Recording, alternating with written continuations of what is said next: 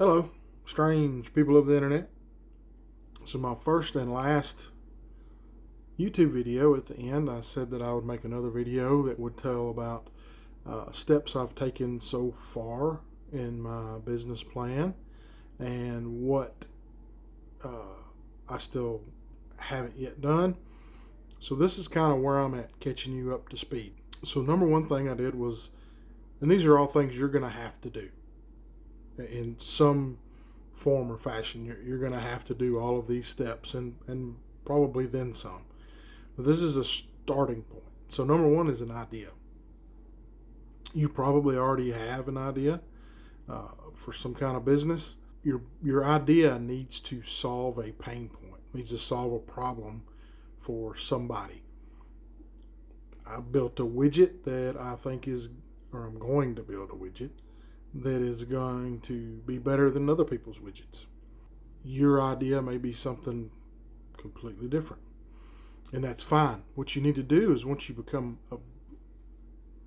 identify your idea and you believe in it, you need to become obsessed with that idea.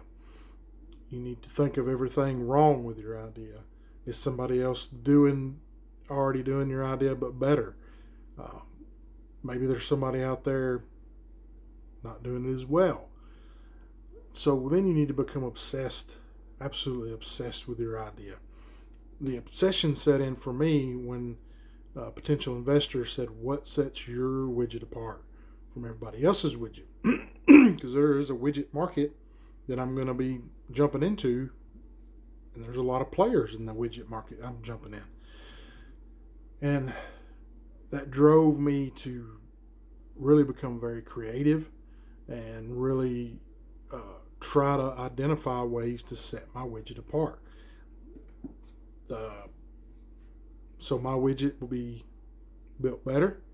My widget will be marketed completely different than everybody else's widget. That's what you need to identify. Is how is your thing either brand new, which is the most exciting? Is it better? And then you need to just become obsessed with how that thing works. Good idea sounds good when it comes to you. But then if you flesh it out, be self-aware that you're not hanging on to an idea that's not really going to play out. And acquire skills around that idea. So that's what I have done. I've taught myself some things. I've had to learn some new concepts around my widget. I've had to learn a different marketing angle for my widget. So acquiring those skills puts you on a path to executing your idea. And I think it was Gary Vee who said, an idea without an execution is bullcrap. I'm paraphrasing, but it's garbage. If you can't execute the idea, it's worthless. It has no value whatsoever. It's just a mental exercise at that point. So then once you have your idea nailed down, which I do, once you've identified your idea, you have a really good grasp on how your idea is going to work. Is it going to work? Or, then are people going to buy it? Are people going to pay you for your idea? That's step number two. Step two is your market study.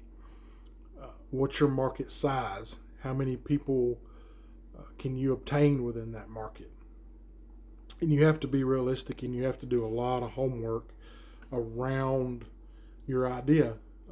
What does the market look like? If people will buy it, are the margins good enough to invest your life into it? Because it's such a time suck birthing an idea into a marketable business. You're investing all of your time, and then time you don't have. So just make sure, do a market study very thoroughly. AI will help you do a market study. You can prompt. ChatGPT is what I use most of. I do use some others, but ChatGPT I use the most. You can put prompts in there that will spit you out a market study. And then you can find segments in your market that Maybe that's, you want to niche down. The more you niche down, the more valuable your idea becomes, and the margins become better. So now you've got an idea. You found it, and these steps are not necessarily in order. It's going to be dependent on you and your specific idea. So then you have an idea, you have a market, and you know it will actually be profitable. Now, is there licensing required for your idea? Any business is going to at least basically require a business license. That is state specific. That's something you need to look into on your own. This is Tennessee. It has a very favorable business environment. I can go down to the square in our little town, and I can get a business license for $30 and do whatever I want to do. This widget, I have to form an LLC. It's currently my business is sole proprietorship. We're going to turn it into an LLC or an S-Corp or a C-Corp, and I still haven't 1,000% made my mind up between an S-Corp or a C-Corp.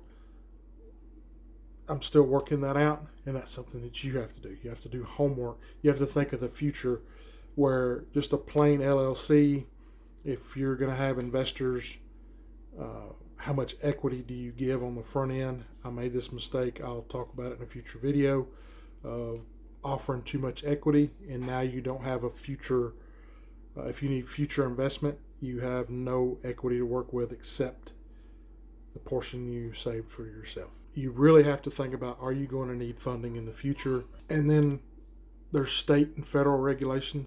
I have to get federal licensing for the widget creation.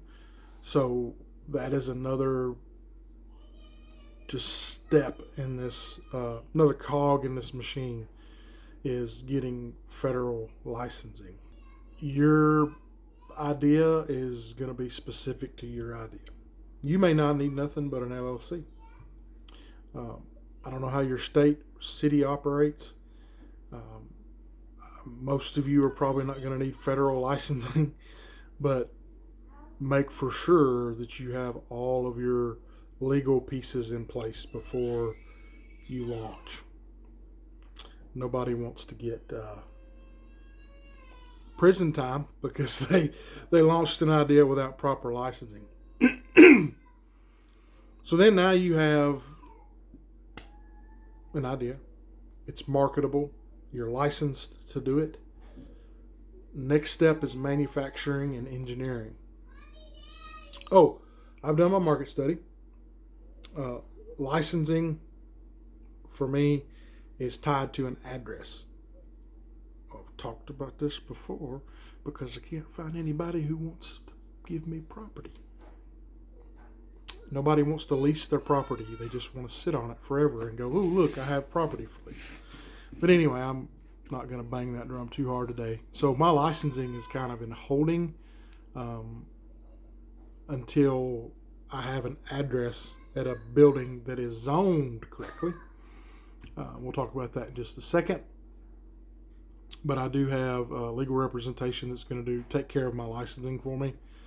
The accountant that I have lined up is going to take care of my business formation, such as LLCs and all that. So now that you have that squared away, your idea may be service-based. You may not have to make anything.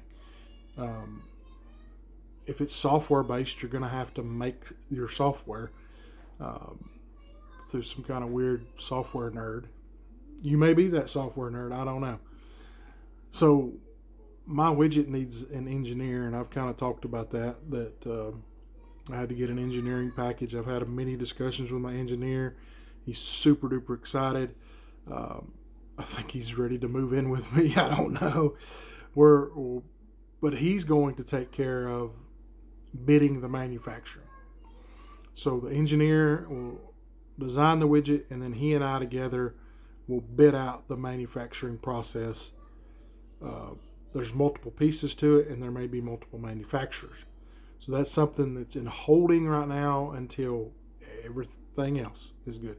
I have to have my federal license before I can actually receive a prototype and not go to prison for it. So that's kind of ready to go, just in holding.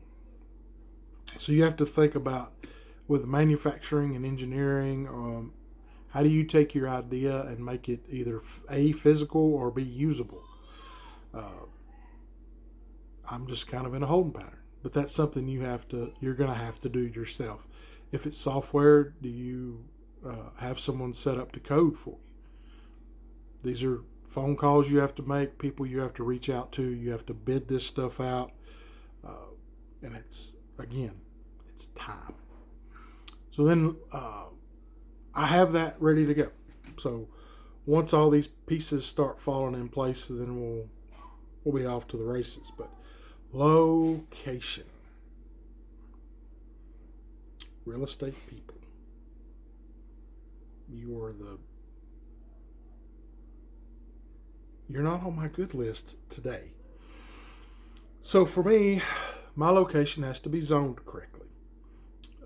This is something you have to look at. If this is not something you can do from home, you have to find the location. You're going to have to, whether that's office space, warehouse space, giant, huge factory, that's depending on your idea. You have to make sure it's zoned correctly. If you want to manufacture something and the location that's perfect for you is only zoned for residential, it's not going to work. So now you have to get with city zoning and make sure that your property you're wanting to lease or buy is zoned correctly. You have to look at the cost of it. There's several different ways that lease payments are made. I'm not going to get into all that, but that's something you have to look at. Is this a cost you can absorb? Because commercial leases can get really expensive really quick. Like the old adage says, real estate is all about location, location, location. That's something else you need to look into. Do you need foot traffic? Excuse me. I do not need foot traffic. The public is not allowed into my widget palace. There'll be business meetings held there. I'll have visitors there, but it's not open to the public. So I don't care if my widget palace is stuck back in the middle of a cornfield. I don't care if it's on a main drag. For my federal licensing, it has to be so far away from schools and places that serve alcohol. That's something I have to be aware of. And another thing I have to be aware of is, especially where I'm getting kind of desperate for property, I don't want to just jump on the very first place without there being some, can I grow into it, or am I going to be at max capacity when I get it? So make sure you're kind of looking at the future, not too far ahead. You don't want to buy a building that's triple in size. It's going to take you 5 years to grow into and you've overpaid. But finding a place that does allow some growth if you need it, because you hope you grow immediately. I hope that I grow very, very quickly. So I've looked at a couple places, and one of the places I really, really liked, there was no growth potential. So if I grew any at all, I would have to get a second location, or I just have to move altogether. And I don't want to have to move the widget palace in the first year. And so that's the other thing. A lot of leases are 2, 3, 4, 5, 6 year leases, especially if they do some amount of build out. The place I really want that I keep getting ghosted on, I could probably stay there 3 or 4 years before I outgrow it. So that's something you have to look at. Can you grow with a whatever property? Staffing. I have a man. I can do everything all at once, all the time, and that's a terrible attitude to have. But that's I can handle this. I can work 36 hours in a day. It's no problem at all. You need to look at staffing, and do you need to hire? How soon do you need to hire? Do you need to hire, or can a person be replaced with AI? I've probably just using ChatGPT has replaced 2 or 3 people for me right now. But you need to look at that. Can you leverage some kind of AI? Or my cats are trying to break through the door. Can you leverage AI in a way that you don't have to hire staff? Just like the email thing that ChatGPT has made for me, I talked about in a short. I would have had to pay pretty good money to have somebody code a program to send emails. ChatGPT just wrote me some code. Be sure to check that short out.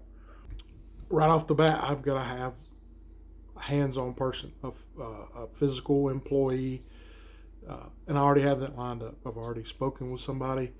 They're ready to go whenever I am. And that's somebody I trust, and I was fortunate in that. If I had to interview people, I would probably go play in traffic somewhere, because I've been in management for a number of years, and interviews are terrible. I hate it so bad.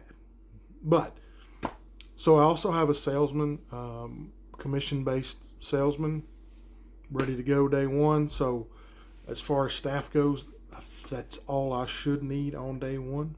But you need to look at how much you can be self-aware. How much can you actually do yourself, and how much are you going to have to lean on someone else? Is there things that you can outsource?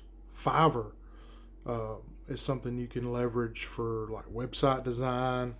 There's some really cool stuff that you can do contract labor for. And there's another one I cannot think of right now that's kind of a little more serious than Fiverr, and I can't remember what it is. But like our accounting, I'm going to hire an accounting firm because I don't want to have I don't need an in-house accounts payable or accounts receivable right now.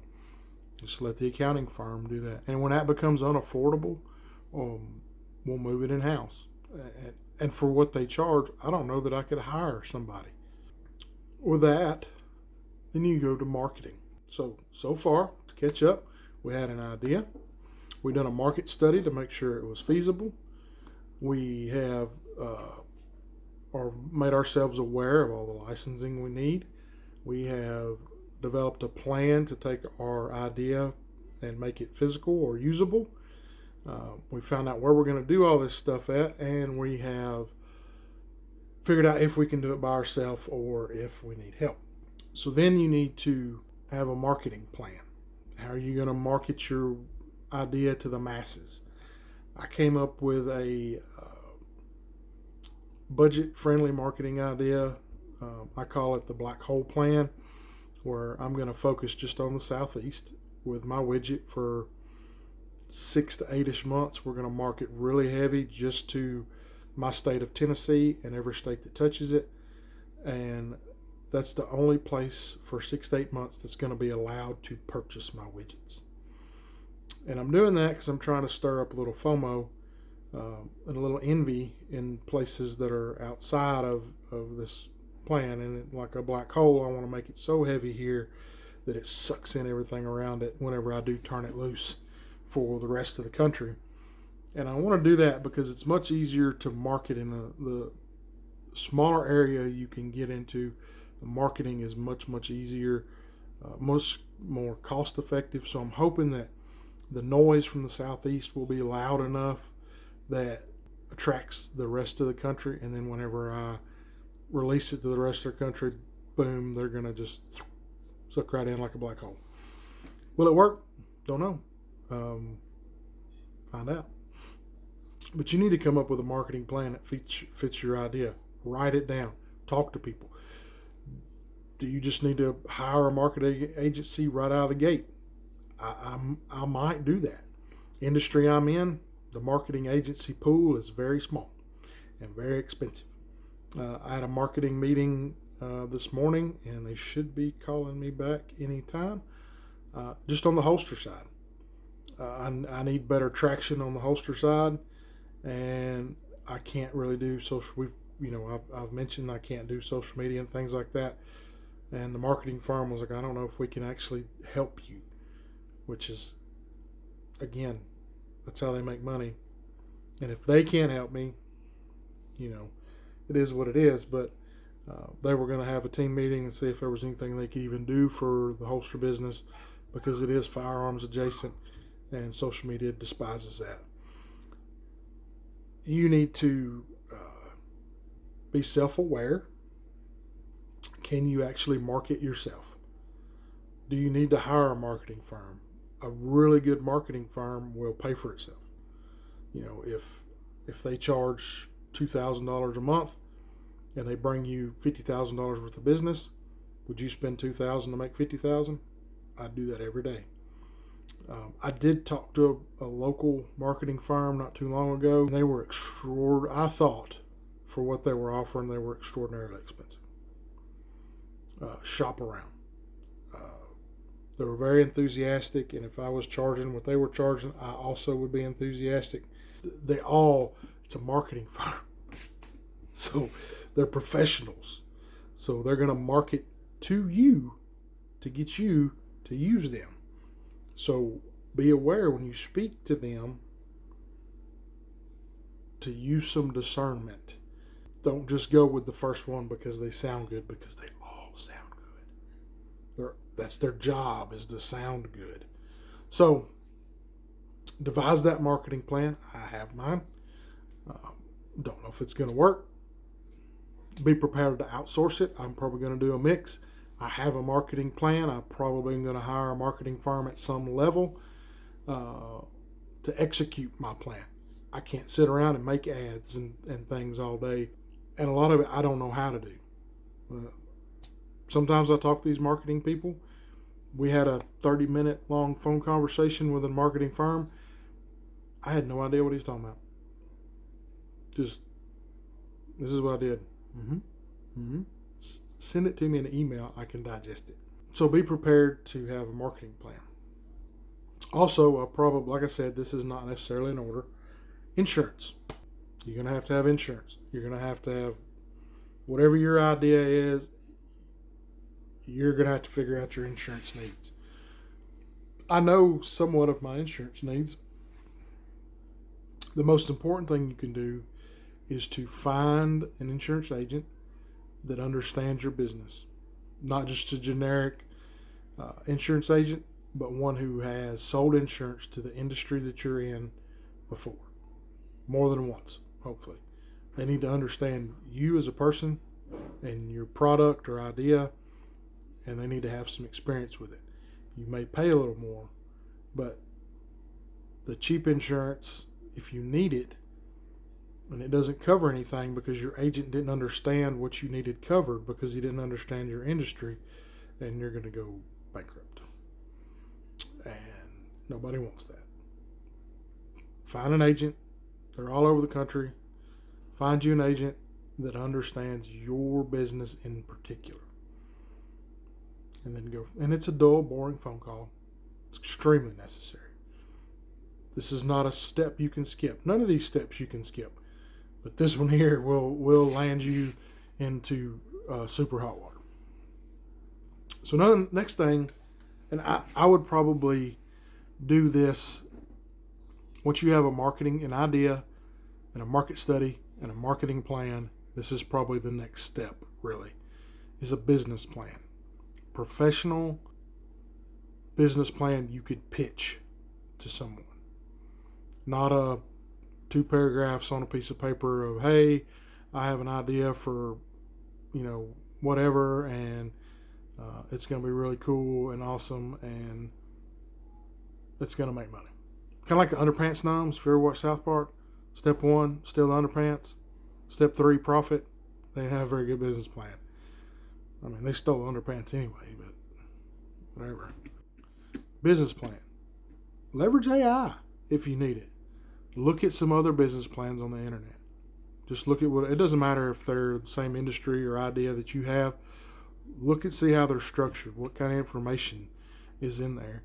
And you need to make this business plan, and you need to carry it with you everywhere. Make it as thorough as you can. I've actually made one that was like a novel, and I have reduced it down in size so that it was too much. And that's okay, because I still refer back to it, because it has numbers and charts and things in it that I can't remember off the top of my head. Build a business plan like it's your own personal playbook. Like, don't try to oversell yourself. Be honest. This is how it's going to work. Believe in yourself. Put it in a plan. Use it as a reference book. At any point in building this business, you can go back to it and say, make it that good where you can reference it. Because sometimes you just forget. Like, what was the market size for this? I can't give you that number off the top of my head, but I can pull up my business plan. I have it saved as a shortcut on my phone. I can open it up and look at it anytime I want to, get any of the numbers I want, any of the ideas I've had are in that business plan. Keep it there. So, final piece of this puzzle for me to move forward is funding. You're going to need this business plan. If you're friends, and you may have a simple idea, and friends and family will invest, loan you money, whatever, I would still give them a business plan. If grandma's going to loan you $50,000 to get your dog walking business off or whatever, give her a copy of business plan. That way, grandma at least knows that you didn't just pull this out of your butt. Make yourself look like somebody. Be proud of yourself. Be a business person. No matter, no matter how simple the industry is. I think the simplest form of entrepreneurship and still makes people extraordinarily wealthy is landscaping. Around here, that's I had a friend of mine in high school. He started mowing grass at 16. He's never done anything else, and I'm 42, and he makes really good money. So I'm not trying to say that's a poor business idea, because it's a great business idea, especially if you start scaling. But you still need a business plan for that. Dog walking, you still need a business plan for that. All of these steps so far you will need for even the simplest of business ideas or the most complex. Make a business plan so that whenever you go to your investor and you give them the business plan, they know that you at least have a plan of what to do with the money they're going to give you. And they know how you're going to return their investment. Investors will teach you things, will help you be better, not just financially, not just funding the business, but they have connections. The investor world is really weird in that they really flow with, it's like a LinkedIn in real life kind of with investors. They want to know somebody that knows you kind of thing, like on LinkedIn. It's borderline weird to me that, it's like, this idea is good, but man, I wish I knew somebody that knew you. I'd give you $1 gajillion. It's very strange. It really is. And I'm sure they can explain it better than I can, but it just seems like a weird community of angel investors and investment firms. I don't know. Be prepared to, I lost my investor, and I'll make another video about that. I'm not mad about it. I'm actually kind of relieved because I offered too much equity for not enough capital. And I was setting myself up for future failure. That's something that I've learned. I really had set myself up for scaling problems because I so badly needed this investment that I gave away too much equity for very little capital. And his return on investment was going to be nuts. But I learned a lesson. I'm not mad that he backed out. I'm not mad at him as a person. He just didn't understand the widget industry that I'm in as thoroughly as he wanted to, and he wasn't comfortable in it. He's a real estate investor, and this was something real way far out for him. And he done his due diligence. He took the time to look into it and decided it wasn't for him, and that's fine. I learned a lot just in our meetings and discussions, and so now I'm looking for an investor. And I'll make a short video about that, how that went down. Then you have your investor lined up. You're off to the races. Then you're off to being billion, gajillion, million, thousandaire, whatever you want to be. I believe we are living in a time where anybody can be whatever they want to be. So I believe in you. I believe in me. So best of luck to you. Hope you've learned something.